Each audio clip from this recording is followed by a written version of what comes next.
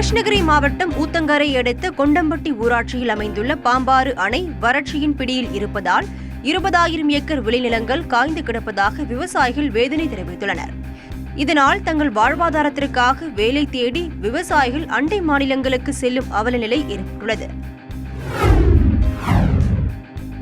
தனுஷ்கோடியின் கடல் அழகை பார்த்து ரசிப்பதற்காக அமைக்கப்பட்ட 75 அடி உயரம் கொண்ட கோபுரம் சிதிலமடைந்து எந்த நேரத்திலும் இடிந்து விழும் நிலையில் இருப்பதாக அப்பகுதி மக்கள் அச்சம் தெரிவித்துள்ளனர்.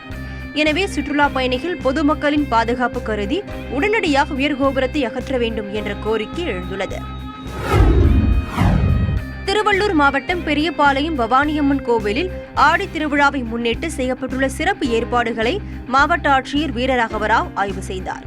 ஆய்வுக்கு பின்னர் பேசிய அவர், பக்தர்கள் நலன் கருதி குடிநீர், கழிப்பறை, வாகன நிறுத்தம் ஆகிய அடிப்படை வசதிகள் செய்து தரப்படும் என தெரிவித்தார். ராமநாதபுரம் மாவட்டம் தங்கச்சிமடம் வேர்க்காடு பகுதியில் அமைந்துள்ள புனித சந்தியாகப்பர் ஆலயத்தின் 437ஆம் ஆண்டு திருவிழா கொடியேற்றத்துடன் தொடங்கியது. மொத்தம் 10 நாட்கள் விழா நடைபெறவுள்ளது. முக்கிய நிகழ்ச்சியான தேரோட்டம் வருகிற 24ஆம் தேதி நடக்க உள்ளது.